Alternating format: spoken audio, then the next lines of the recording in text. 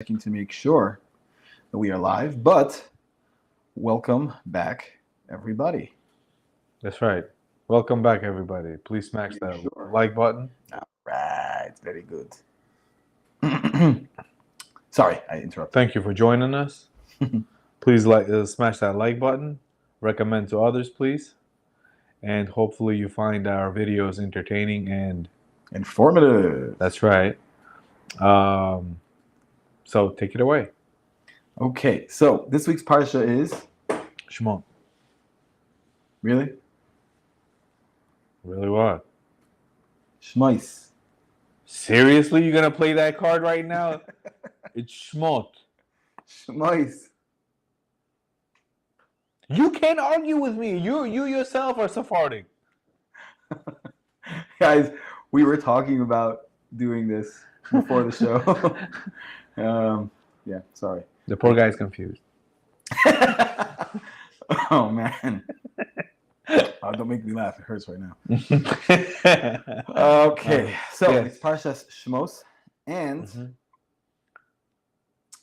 so we're gonna go along with him because majority rules, and we are. Sorry, let's be nice. Okay, yeah. Let's be nice to the guest. Majority rules. Technically, I'm the guest. Yeah. Anyway, Shmos. Tomato. Oh, very good, very good. So, this week's Parsha is Parshas Shmos, and this is when Joseph dies, and all of Egypt becomes weary and start picking on Jews, and because there's way too many of us now, and the land was literally filled with us. Yeah. So the Pharaoh looked at us as a threat now, because we've become too big. Yeah, it's like the blessing turned into a curse, where we get too successful and then they're like, out of here. Everything's a matter of perspective. If I had a dollar for every time you said that. Well, think about it this way. I have like $15. Yeah, about. Yeah. But before we forget, smash the like button, subscribe. It helps this go out to more people. So if you're watching and you're benefiting, you're not giving back, I'm going to have to find you. No, I'm just kidding. But yeah, help us out. Liking and subscribing is free. If you like what you see, take a minute of your time. Is not free, but take a minute of your time, please. Send it out to other people. Share it. Okay, let's talk about the Parsha for just in a nutshell. What's going on, and then we're going to get into the juicy. Yes, juicy details. Looks like you have some stuff. Always. There you go. Okay, so the name of the Parsha is Chabad.org says Shemot. Thank you. There we go. I won that one. Let it be known. Why did I tell you? Okay, so it means names, not Exodus, as well. People call the book of Exodus, but whatever the case is, it's just the chapter. The book of Exodus is just a chapter. No, it doesn't even mean Exodus. It means names. Okay. Shemot means names, but everybody calls it the book of Exodus, which that's because of what goes on in the book. Right. But yeah, so what happens is the children of Israel multiply in Mitzrayim, right? Jews multiply in Mitzrayim, and Paro feels threatened by their numbers, and he tells the midwives, Shifra and Pua, who are best known as Miriam and Yocheved, to kill all the male babies when they're born, right? They're the midwives, so they can do, make trouble. But they said no, but they didn't do it. And so plan B, what's plan B? Throw them into the Nile, throw the babies into the Nile. Oh, I thought you were talking about plan B. They already had pharmacies there, bro. Wait. Right. But wait a minute. For the whole nation, there was only 2 midwives? That's a good question. I never thought about that. Think about how many people there are. Yeah. Yeah? How can you possibly just have 2 midwives? You gotta have more than 2. Maybe they were like the head midwives. Probably. Although their answer to Paro was that the Jewish women are like the beasts of the field, and they don't need a midwife. Right, they don't need anybody. Yeah, they could just go in the field. Right, but anyway, that's what happens. And actually, Miriam called Paro some choice names, but they wanted to kill her, but her mother asked for mercy because he's a little kid. Right, I recall something like that. Yeah. For those who watched the cartoons as a kid. No, I'm just kidding. No, it wasn't a cartoon, was it? No, there is a cartoon that shows that part. Yeah, it's actually very good for kids. I think it's very educational and very funny. And made by Disney for some reason. No, not that one. No, I'm not talking about that one. I'm talking about the Jewish one. Made by Shazak. Shazak Productions. I don't remember what it's called exactly. It's not out of Egypt. But if you're here... It's not Shazak, it's Chazak. No, there is a company with the name of Shazak. Never heard of it. I heard of Chazak. Yes, there is Kazak and there is Chazak. Okay, I'm going to stop now. Not arguing. Okay. Anyway, so check it out if you want. It's very educational for kids and very funny. It's like the old cartoons. It's not 3D animated or whatever it is, but it's really great. Yeah, those are the ones I like. It's funny actually. If you look at one of the parts is where like every time Paro wants an idea, so a paper comes out of his crown. And then when he looks for an idea, when they're in the Nile, when they're in the Yam Suf, and the water's about to come down, he says, out of paper. Oh, really? No ideas. Yeah. That was good. Yeah, it was very funny. Anyway, we digress. So, next part is that Yocheved has a baby, right? Amram says he married a woman. Really, he remarried his wife. Because Miriam, his daughter, told him off, saying that he doesn't even allow girls to be born. Right. And she already had visions. She already was a great soul already back then. Yeah. So he took his wife back, and they had a Moshe, who actually was circumcised. I believe he was born circumcised. I believe you're right. Yeah. Yeah. Makes sense. I think he was one of the people who was born circumcised. Also, it says that the house was filled with light, and his name actually at birth, I believe, was Tuvia. Right. His name Moshe was given to him by Basia, and because she saved his life, so that's what he's called by. Right. It was supposed to mean something like given from the water or. Min hamayim mishisu. Yeah, that they took him out of the water. Yeah, exactly. And then, so now she couldn't hide it anymore. So he had to put him in a basket in the Nile, and Basia, the Paro's daughter, comes out in order to rinse herself off of all the idol worship because she was joining the people who believe in one God. She was actually converting. Right. Yeah. So in that sense, that's what conversion was then. And she takes Moshe and raises him as a prince in the palace. And Moshe, when he gets older and he actually becomes one of the major officers, Paro made him in charge of like his whole palace. He leaves the palace to see how he knew he was a Yid. And actually he was raised by his mother for a certain amount of time because she was the only one he would nurse from. And so he always kept kosher, in other words. Right, except for the little drop that fell in his mouth. Right. Which actually, I was listening to Rabbi Gordon's Shiur. It's an amazing Chumash Shiur. I do the Chumash every single week, Baruch Hashem. Every single day, that portion of the week.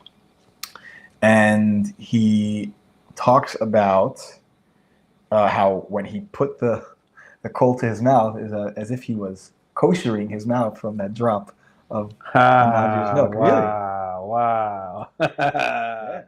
Okay. I think it's the Balaturim. And yeah. Man. Wow. Okay. And so, right, Miriam is watching him. She takes him, brings him up to the palace. We already said that. And Moshe sees that there's an Egyptian beating up a Jew. And Moshe says some really holy heebie-jeebie words. And the guy dies. The next day, there's two Jews fighting. And he tells these Jews, stop fighting why are you fighting? each other. And the Torah actually calls him a rasha, which, to hit someone is not evil. Then he tells them, oh, wait, are you going to kill us if you don't listen to you like you did to the Mitzrayim? Right, exactly. And he got scared. He ran away. Well, Paro tried to kill him. That backfired, literally, and killed the executioner. And he runs away. There's a whole midrash about where he ran away to before he actually went to Midian. Mm-hmm. Stories with the king of Cush and Bilam. Mm-hmm. He dealt with Bilam. Bilam is still alive? Bilam was... What do you mean? Bilam doesn't come into the picture in the Torah until much later. Oh, wait, okay. Yeah, I'm thinking about... what's his name? Lavan, yeah. I think there are opinions that say it was the same person, but I'm not sure. Yeah, I heard that. I don't. There's so much info in there that I'm not really sure. Anyway, so he ends up going to Midian and saves Yisro's daughters, and he marries Tzipora, and then one day he sees the burning bush, and Hashem tells him to go to Paro and say, let my people go. Bro, you trying to go through the whole Chumash, or what are you trying to do? Doing a summary. Oh, okay. Doing just a summary of the thing, and where to go. Okay. For those who need a refresher, Okay. Not everyone is as well learned as you. Thank you. But this is a second cycle. This is not new information. We're supposed to dig deeper. But I get it. Just to refresh our memory. Just to refresh. Yeah. And so, right, he becomes a shepherd. He sees the burning bush. Hashem tells him to go to take out the Jewish people. And Paro actually, in response, makes their work even harder. And then Moshe says to Hashem, what did you do? You just made it worse for these people. And Hashem promises him, don't worry, everything will be okay. Mm-hmm. Oh, and just a reminder, also, there was a story with the snake when they were leaving, that he didn't give his son a bris milah, and so the snake tried to... There was no snake. There was an angel that comes. But it was in the form of a snake. Thanks. I'm giving you compliments today. I think it's because I'm under the weather. Yeah, I know. I know, right? I'm just kidding. Oh, man. Okay, so... He's not as bad as he makes him out to be. Actually, he's worse. He didn't even wear a mask today. Oh man, yeah. Oh, one second. Okay, I always forget to do this. I want to give my gratitude to this man over here, who always makes himself available after hours. And if you're ever in Crown Heights, the only barbershops you get your haircuts at are here. Thank you. You're always welcome. Since we're in a flattering mode, we got to give big things to this guy. He's sick, but yet he still made it. Baruch Hashem. Time is the time we got to... Yeah. Thank you. Okay, so get into the juicy parts. Let us to see. Okay. Oh, I keep on remembering things. This is, as Ilya mentioned earlier, this is round 2, which means that there is the original Shemos video from Parshas theBarber. From last year. That is it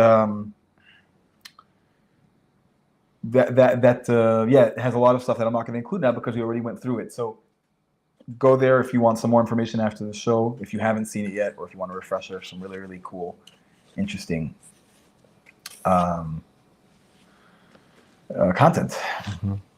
if I may say so myself. We're all about content. Okay.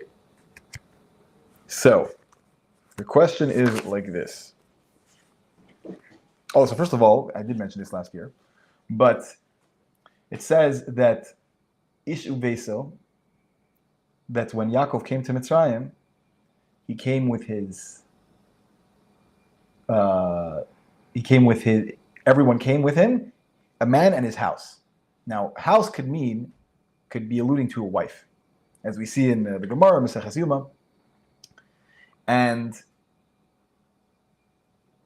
this teaches us that Yaakov made sure that everybody, even the young children, already had either were married or engaged, whatever it was, they had someone that they already were betrothed to.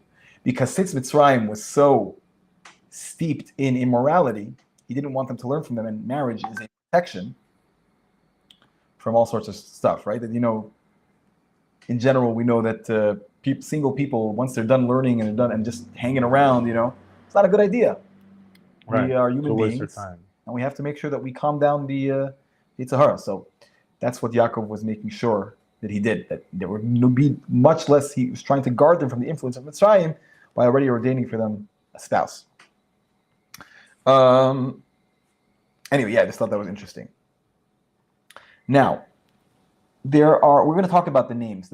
We said that Shemos means names, and we see that there are some names that we don't find anywhere in the Gemara or the Mishnah that anyone was named after them. The question is why, right? You have Yehuda, you have Yosef, right? You have Naphtali. So there are some that are not. Shimon. So Shimon, yeah. There's many Shimons.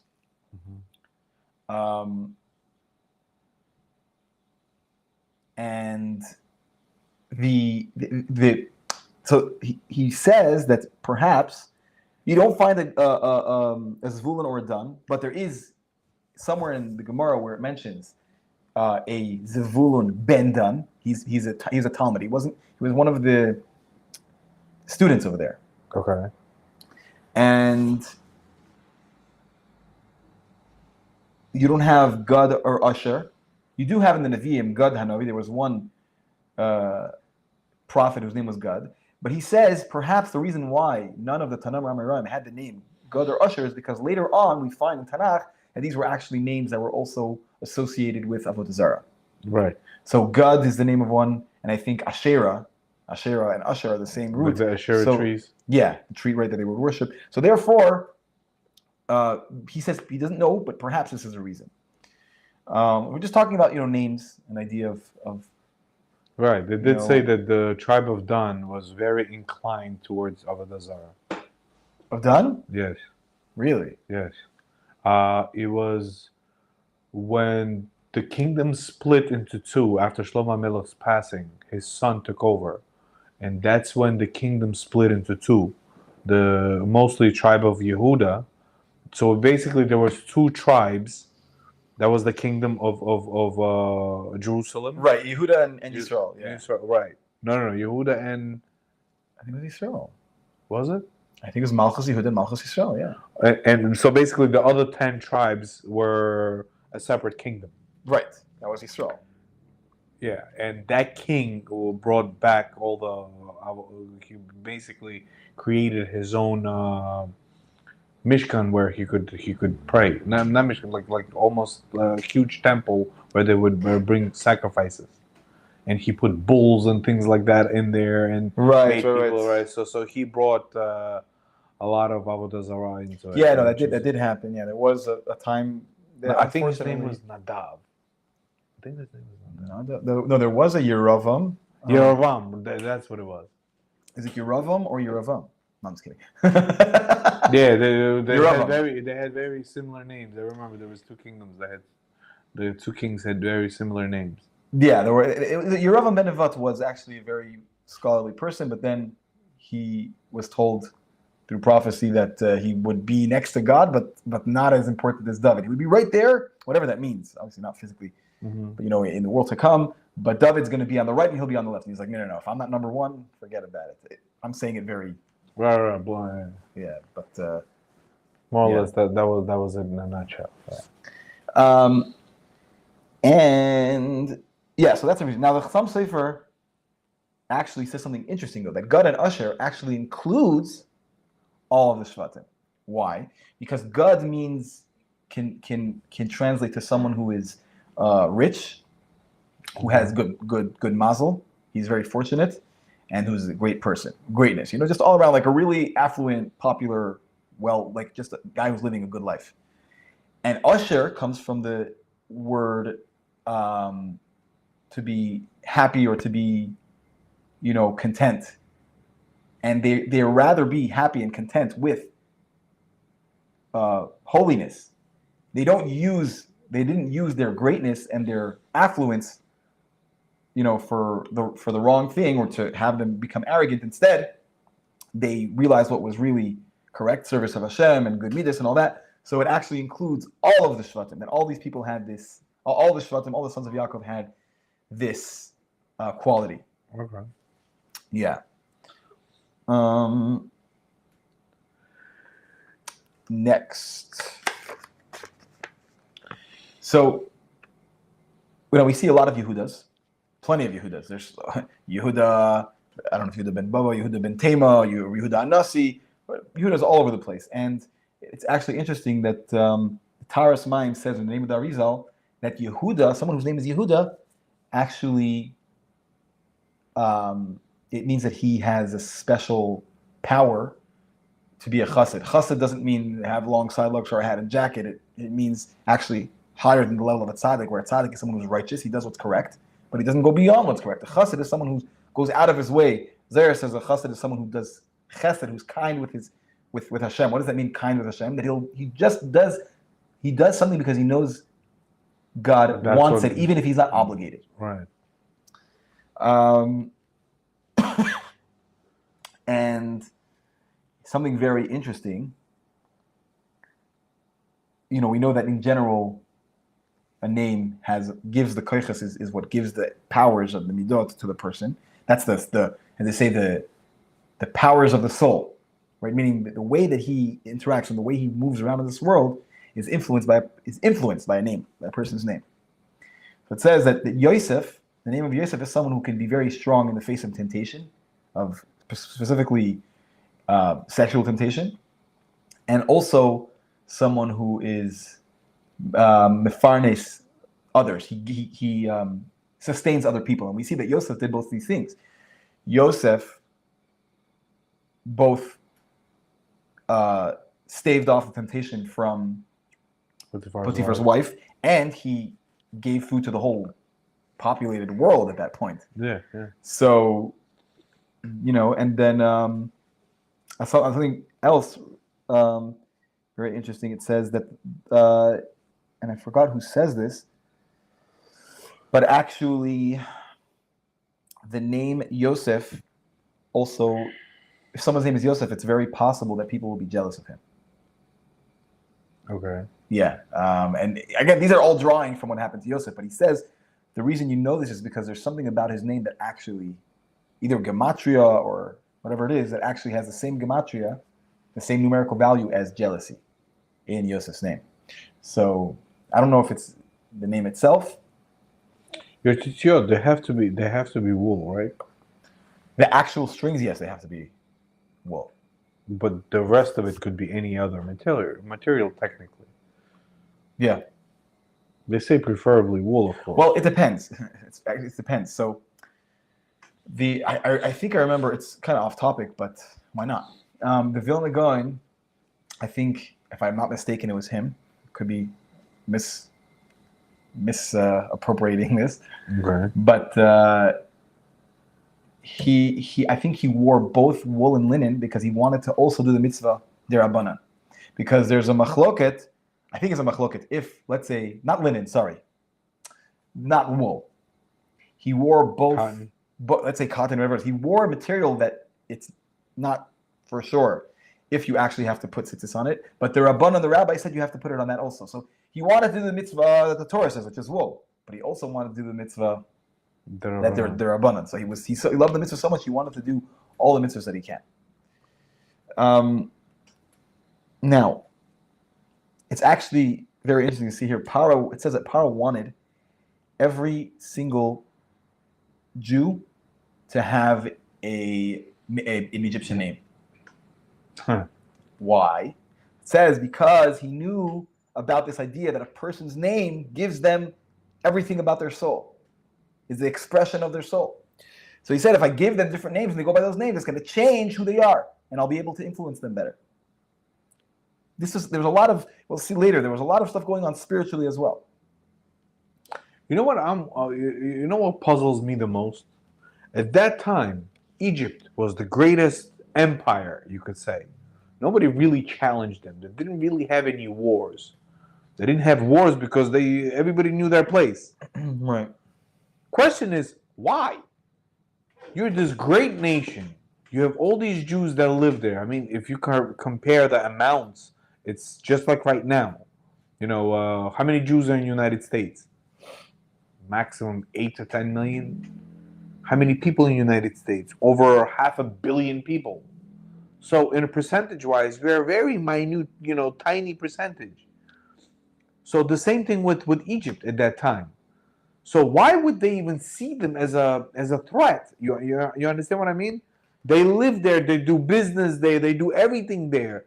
Plus the land, you know that the land is blessed because of him. Why mess with him? You understand what I mean? Why mess with him? They're not touching you. Nobody's bothering you. Why? Well, fear is not always rational.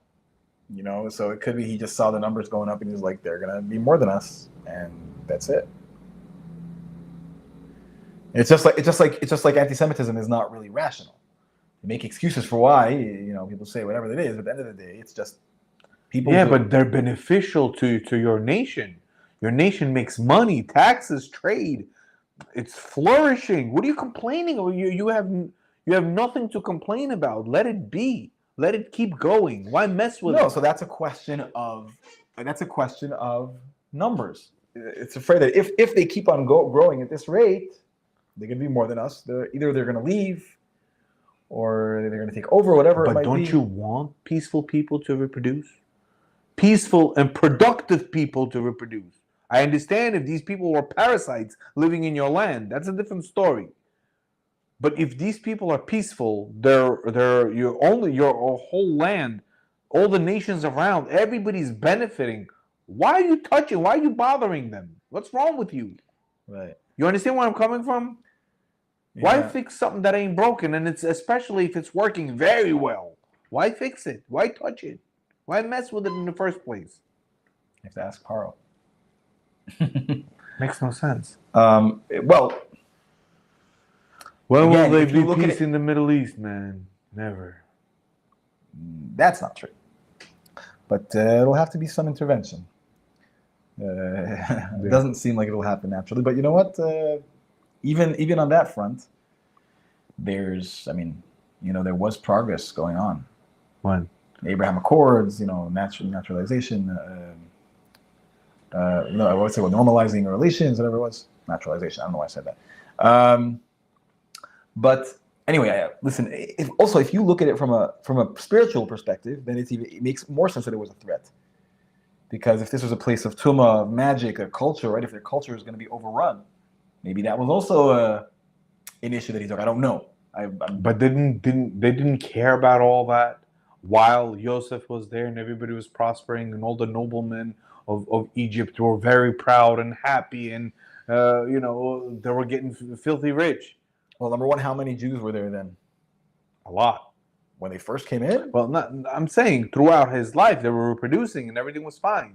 And everybody was growing. And because of that, the Pharaoh was getting filthy rich because he was collecting taxes from them. And whether they like it or not, yes, he was kind to Joseph. But because there were foreign nation that came into Mitzrayim, whether you like it or not, you're going to be taxed. And because you're a foreigner, you're going to be taxed even more. You understand what I mean? Listen, I don't know. The way I see it, I really don't know. The way I see it is they came in very small numbers, 70 people, and they seem to just be outnumbering them and saturating Mitzrayim with foreigners, and they didn't like that. How many did we come out? About 600,000.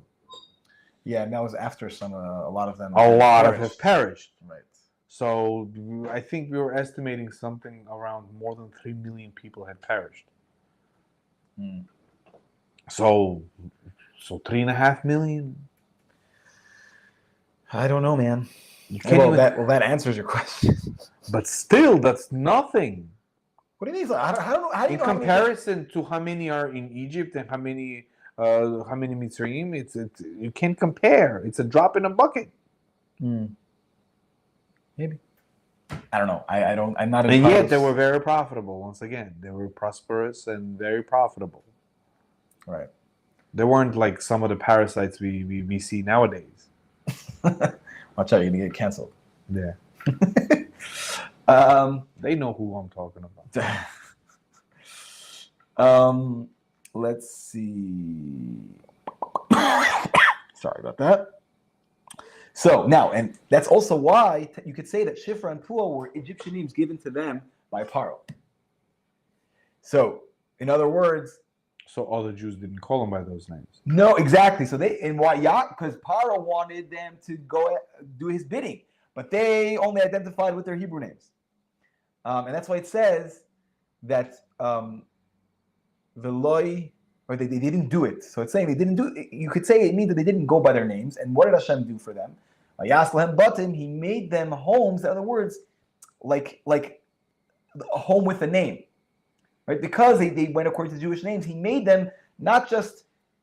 He made them have descendants that their home, their last name, which they didn't have yet, but their house, right? The house of the Kohanim, the house of the Levim, the house of the kings, right? From Yocheved and Miriam, respectively, came the Kohanim and the kings, because Miriam married into the bloodline of Yehuda, which eventually would have kings come from them. Mm-hmm. So, yeah, they're according to this, their reward is exactly correlating to what they did. They stayed with their appropriate name, and so God gave them a great name, a family name, so to speak. And it's actually interesting that so interesting thing here is that the Maharam Shik, and we're gonna see in a second why he's called the Maharam Shik. Shik was his family name, and why he did that. He says you shouldn't call your kids any other name than Jewish names. Right? Now there are some exceptions that we see. Alexander, for example, and the reason for Alexander is because Alexander wanted a statue of him in the Beis HaMikdash. Really? Yeah, and so the Kohen Gadol pacified him and said, we're going to remember you another way by calling our kids' names Alexander. I heard a different version. Tell me. Alexander was conquering all these lands, and as he was marching towards Jerusalem. So that's the original story. House of David, right. Yeah, okay, go ahead. And then he wanted to destroy the house of David and conquer it. And then this Cohen came out into his right in front of him. Yeah. And Alexander stops his whole battalion, comes off his horse and comes next to him and bows down to him.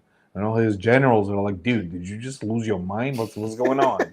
Right. He's like, every battle we ever went to, that night I saw a dream. And in that dream I saw that man. And when I saw that man, I knew we would slaughter them and we would conquer them without any problems. Right. I think it was also, I don't know if it was a dream or I remember seeing that he saw like in the sky, like he saw like his image, and he knew that he could, he would be able to go. What movie was that from? I don't know. So where did you see this image? You mean image? He saw an image of the Kohen Gadol. Really? Yeah. But it was in a dream, no? Maybe I could be. And so he told them, "Don't come and pillage the whole city. We'll lay down our arms. We can do this peacefully." Right. So that happened afterwards. Maybe that happened before, but afterwards, there was a strong relationship between the Jewish people and Alexander. We see stories in the Gemara later on where he actually. There was like a court case about who Israel should belong to. Different nations came and said the Jews owe us this or they owe us money. Yeah, I remember that. Yeah. So that's a story. The Egyptians came and said they owe us because they came and they said they will borrow this and they never brought it back. Right. And so and then the answer was that's how we got rich when we came out of Egypt. Right, but the answer to that was that what do you mean? You enslaved them all these years, you had no right, and you didn't pay them. So that was the answer, and they ran away. Mm-hmm. Now, right? So he says you shouldn't. So that what you're saying is what happened before the initial when Alexander initially march, rose, marched to Jerusalem, and then Yerushalayim, and then afterwards, Alexander had wanted some kind of monument for him, and obviously that's not allowed. Mm-hmm. And so he said, we'll name our kids after you. And at the end of the day, he did, he was very kind to the Jewish people. So,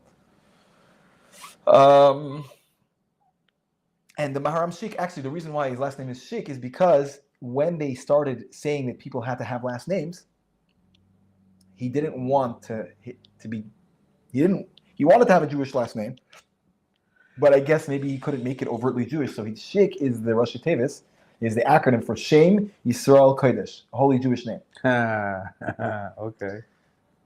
Yeah. Now we do see that there are some even very holy people with names that seem to be Greek. We know Alexander. We know why, but sometimes Aramaic names or just in different languages, and we have Papus and Papa and these different names which are not Roman names. I think they're Roman names, but so I don't know exactly why, but it's possible to say, and this is brought down from a sefer, not directly, but it says that people would sometimes change their name in the time when people were enforcing laws against the Torah. So in order for them not to be identified as a Jew, they would change their name when they were running from one place to another. Mm-hmm.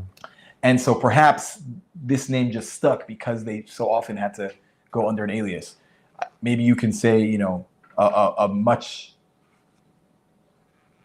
bigger example of that was, in people who were stuck by the Inquisition in Spain, right? They had to assume a totally different identity. These people were still, practicing Judaism and everything, but there were certain things they weren't allowed to do, and so they had to hide their identities. So perhaps that's the reason, because we know they did that. So perhaps this is the reason why they had these names and it just stuck. What do you have? What do you got? What do you got for us? Well, it says that the land was filled with the Jews. Shimshon says that the land was literally filled with their babies, because when the women were giving birth in the field, and the Mitzrayim would come to kill the babies, the land would literally swallow them up. Right. Yeah. And angels came and gave sustenance to the babies. And so they were basically taken care of by angels. Yeah, there was a rock with right. And also it says that say a rock with there was an opinion that says that all these times, the Pharaoh and the Egyptians had all these decrees to kill babies and all of that. Apparently, not one Jewish soul had perished. So how is that even possible? Right. So because it said they were saved. So they were all saved. Yeah. Wow. Yeah, the whole story about how they came back to their house on their own, and eventually they had a rock with one with honey, one with milk. Yeah. There's a pasuk that backs that up, actually. Yes. So let's see what is next.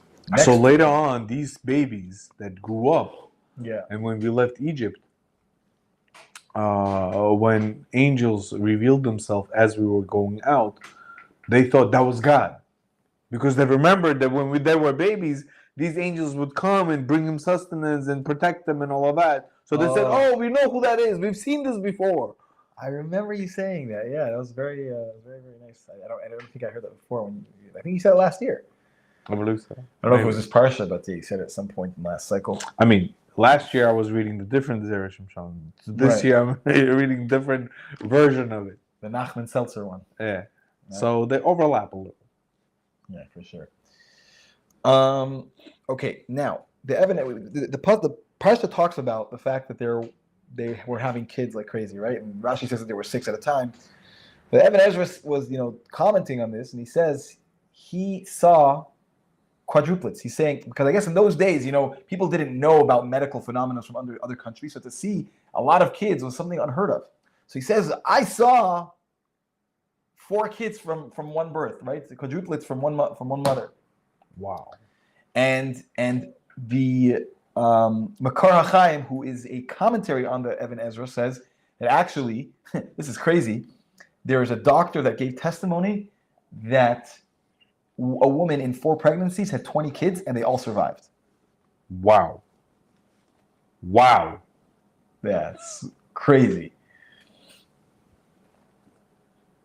This is the problem nowadays. Nobody reproduces like that anymore. Well, I mean, it's very uncommon. The whole... It's very uncommon because we have way too much time that is wasted on stupid entertainment. No. So you're talking... Okay, there is a problem with people not wanting to have kids in general. But as far as having multiple kids at the same time... yeah, that is a great miracle.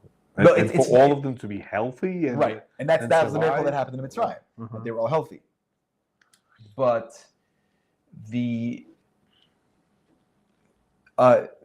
thing about the phenomenon in Mitzrayim was that everyone was having tons of kids at the same time.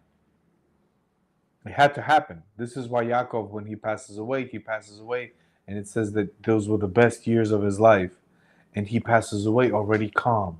Why? Because he knew the 600 souls that he took out from Lavan's house. They went into the mission that he had to get done was already in its path. It was the process had begun. Right, the process has begun, and he knew where it was all going. So therefore, he passed over without any regret, without any thinking of anything. He knew his mission was on its way. Wow, that's really cool. That is why we reproduce so fast. It had to happen. Right. But you know, in general, there is this thing you mentioned earlier that only people who have a little bit less of a self-centered approach to life, which is people with religion and all types of religion, or you know, people at least who have family values, which comes from, you know, I think in a stark belief in a God and a purpose in this world.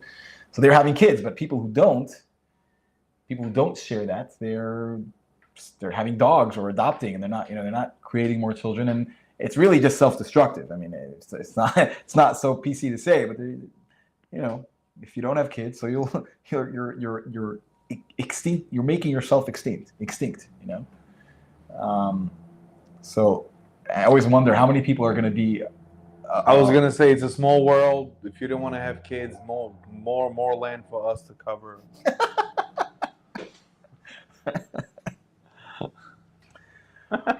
Oh, look at you! I mean, think about it this provocateur. way. Think about it this way: if the whole mission was, let's say, we are given this much time, right? From the time we left Egypt until Mashiach coming, the only thing we need to ensure is we leave an heir that will live up to that time, because we're connected to that heir. You understand what I mean? Not just physically, but spiritually as well.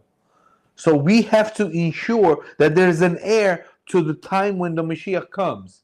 And if you wasted your life having a dog or a cat, you just cut all that off. All your generations before you, everything they went through, all the battles they went through to make sure that you're in this world, you just ruined it for all of them.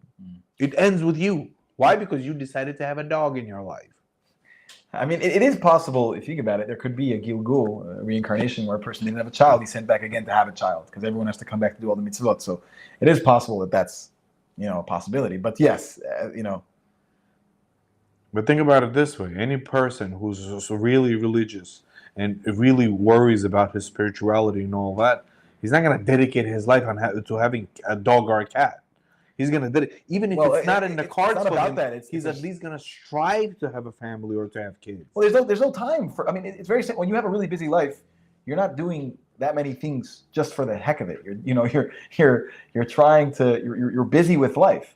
You know, it's people, so it's all about priorities? It's all so we come back to the same thing.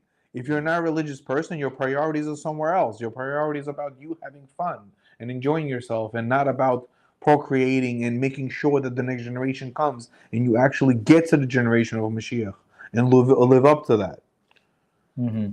So once again, the priorities are wrong. You're preaching to the choir. Listen, I guess it's not about right or wrong. It's what they believe in. Yeah. We have a comment. Yeah. From Megan. Thank you for being here.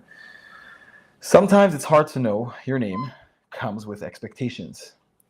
What happens when it's heavy to carry? When living up to the name is painful? So that's an I think it's above my pay grade. What was the question again?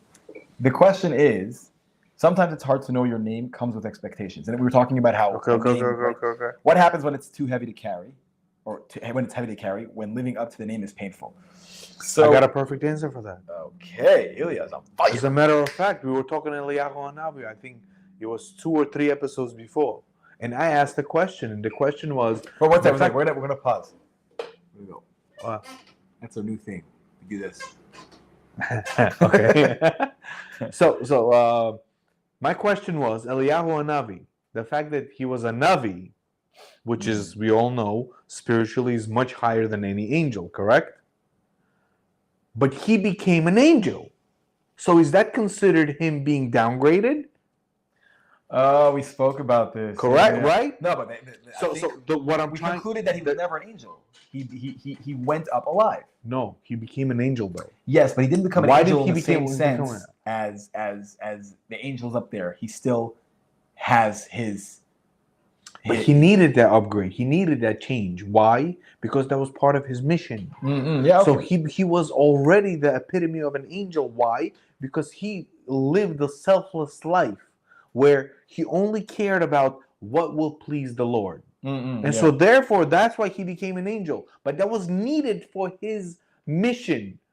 Because otherwise, he couldn't exist in Shamayim without becoming completely purified. Because he left this world with his body intact. So you're saying it was part of the plan? Right. He needed it. It had to be this way. Got it. Okay, so I just want to talk about that. Because he's talking about how it's painful. There's an idea that God doesn't put anyone through something they can't overcome. Now, it doesn't mean it's not difficult, but I don't think it's so important to focus on what your name means and then go after it. A person, when he has a name and that name comes with an expression of his soul, he's going to have certain tendencies. Now, the question is, are you going to use those tendencies for God, for good, or are you going to use them in other areas? Right? You have your kochot, you have your divine energies in you. The question is, how are you going to use it? And it can be used for good, and it can be invested, God forbid, in the opposite. I hope that answers the question. And good luck to you. And really, much success in carrying out your specific... you said her name is Megan? Megan, yeah. Your specific mission in this world. I don't know if Megan has a Hebrew name, but yeah. Megan is a Hebrew name. Magen is, it's a Megan. Maybe it is Magen. Maybe it's Megan Magen, you know. It's like that, the oi and the yo. Right. I'm messing around. Okay, so. Megan. That's a pretty cool name. Now you got a fan. Okay. So next thing is, now we see that Shevet Levi was actually the smallest Shevet. Now the question is why? Levi was the ones who were learning Torah all day. They didn't go to. Why were they not given a share in the land? No. Why were they not given the same numbers as everybody else? All the other Shvatim had way more were much more populated. Right. Theirs is the smallest. We see later when they're counted. So the answer is that because it's very simple. It wasn't a punishment, or it wasn't because they didn't deserve it. It was very simple. Whoever was part of the oppression, whoever was oppressed. So because they were trying to oppress them, God made them explode even more. But since Levi wasn't part of the oppression, part of the shibud, so therefore they just gave birth to kids like regular. So the miracle only happened for people who were, who went through the struggle. Yeah, the ones who were being oppressed by the Egyptians. Right. Now this is, I think, the last thing that I got to. Actually, Levi are one of the... So we have 4 categories that we need to always be aware of and always help out. The orphans, the widows, and the proselytes. And also the Levites. So the orphans, widows, and proselytes is converts. Yeah. And also Levites, because they didn't have a share in the land that we separated amongst each other. So they didn't get land. So they get the 2% out of the 10% of the Kohanim.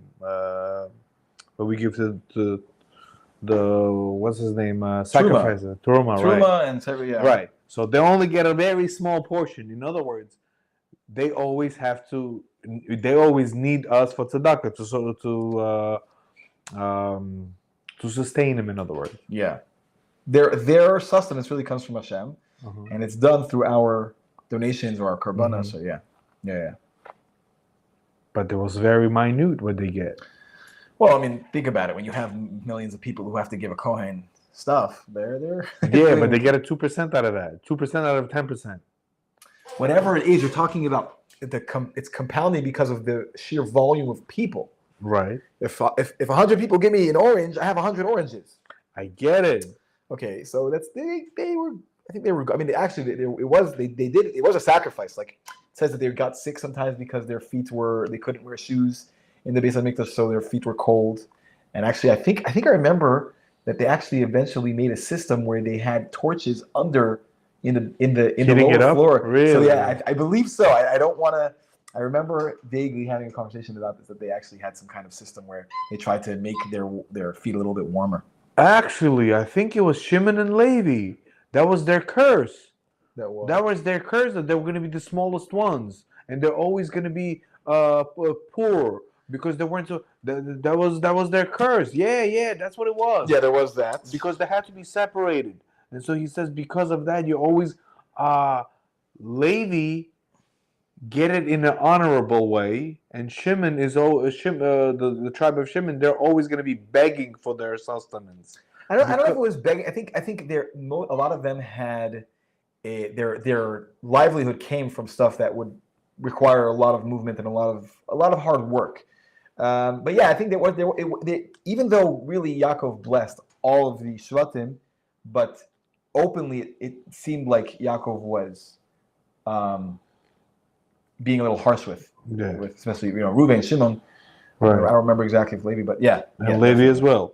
And then he started praising Yehuda because all the other tribes kind of got in a corner and were scared to even come close to him. And then when he started praising Yehuda, then they kind of eased off. They were like, okay, it's not all curses. It's not going to be all harsh on us, Yeah, that's funny. Okay. Yeah, didn't we speak about that last week? I don't remember. Now this is from the Rebbe, and I like probably within an hour of us coming live is when I learned this, and it's really incredible. If you look at, it says that Moshe was put into the river basket. The basket was put into the river. Now, if you look at, but it says al sfaser, by the edge, by the bank. So you could say that was in the water, but from Targum Onkelos, from the translation in Aramaic for the Torah, it seems that actually it was not. He was not put in. He was put on the edge outside.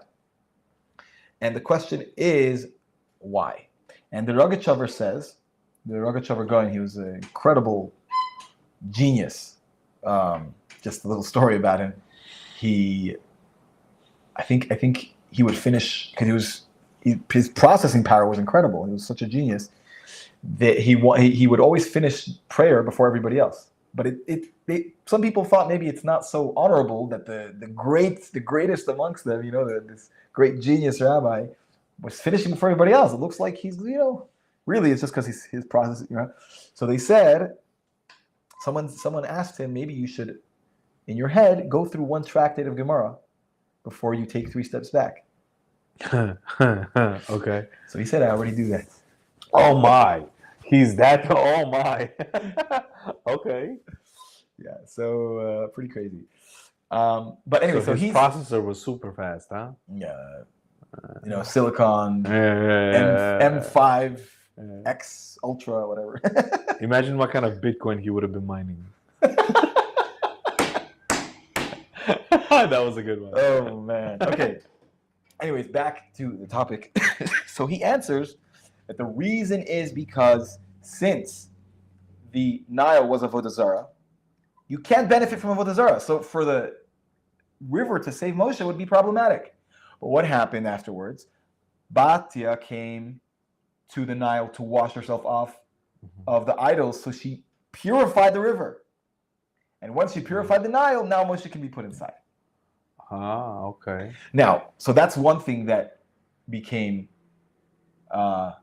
canceled. That became canceled because of Moshe or surrounding Moshe. Another thing happened that once he was put in the water, the astrologers saw that now the leader of the Jews is in the water, and they took away the decree of throwing the kids in. And that was, so two things were canceled then. The Nile being Avodah Zarah, and the decree of Paro to throw the Jewish babies in the water. Now, spiritually, what does this mean? When you see the Nile River being Avodah Zarah and Paro wanting to throw the Jewish kids in there, what do you think that means spiritually? Well, Paro wanted the Jewish people to be modernized, to believe in something separate from godliness, right? Believing in any other entity that has power other than God is Avodah Zarah. Okay. So what this symbolizes spiritually is that Paro wanted to give the Jews a perspective that everything that we get down here comes from this world. It comes from nature. God doesn't have a hand in it. And you see that's what Mitzrayim was. That's what it symbolized. The Nile didn't need rain. It just always came. So they didn't have any connection with God. In Eretz Yisrael, where they came from, they constantly had to rely on rain. Mm-hmm. And we know that we have to pray for rain. There's many stories about not having rain and prayer and really incredible miracles happening. So we see that Mitzrayim, going down to Mitzrayim, enabled this illusion of God being separate and there being a separate entity other than God. Mm-hmm. And we see that, so what do you have to do? You have to go out of Mitzrayim. Who is in charge of taking us out of Mitzrayim? That's the leader. It's Moshe Rabbeinu. That's a Rebbe, your Rosh Hashiva, your guide. Mm-hmm. The one who guides you, he's the one who gives you emunah. He's the one who can give you bitachon and understand that really there's something beyond all this. And so this is what we see, that Moshe did this when he was a child. When Moshe was thrown into the river, he already had started the process of to purify the world, to purify the Nile, and to take away this decree and this aspect of trying to separate, to try to influence on Jews that there's a separation between God and this world. Mm-hmm. And so we have to understand, we have to connect to our leaders, and through that we're going to not be able to be affected by anybody trying to influence for bad. If we're saddled in and we're locked in and we're connected, then nothing can touch us. And that comes through our guides, our rabbis, our leaders. And we see that Moshe Rabbeinu, when he was a baby already, had started that process. So I thought that was pretty cool. Beautiful idea, yeah. And I'm going to say something that is more modern. Okay. Nothing can touch us when we're all the way up. Very good. You remember that song? Yes. By the way, shameless plug, I'm coming out with a song very soon that talks about also being connected above, down below. I think it's a fire song. That's what I'm talking about. Yeah. We'll get a little preview, a little teaser on this channel. Nice. That's what I'm talking about. Yeah. Okay, guys, it is time to bid you guys. It's already Tuesday night, which means it's already Wednesday, halachically, which means it's time to prepare for Shabbos. So we wish you a good Shabbos. Good Shabbos. Shabbat Shalom. Shabbat Shalom. And smash the like button, subscribe. It's free. Share it, please. And consider giving something to Patreon. It could be $1 a month. It helps us do this. And it will help us have more, better quality. Right now I'm the one who's switching the cameras. Mm-hmm. Eventually when we have enough, we can hire someone else to do that, and we can be locked into the conversation without distraction. So, in Russia, if you're an executive, you work somewhere in the government, you have a driver. And if you're really up there, like a really oligarch, right? Your driver had a driver. I like that. Oh man. Okay, guys, this was awesome. Thank you for being here. We have right before we're gonna welcome a guest. Vadi, thanks for the inspiration. Yes, brother, 100%. And Mashiach now. We should quickly all go to Eretz Yisrael, Mashiach, and be reunited with all our loved ones. May all the captives come back home. And may we have a swift victory and recovery from these insane times. Love you all, my Jewish brothers and sisters. May we purify our land of all the impurities. Amen. And exile all the parasites. Man, you're gonna get canceled so fast. For what? I'm just kidding. Good Shabbos, guys. Good Shabbos. Always a pleasure. Hopefully you find our videos informative and entertaining. You did it. Okay, you switched it back. All right, guys. Love you all.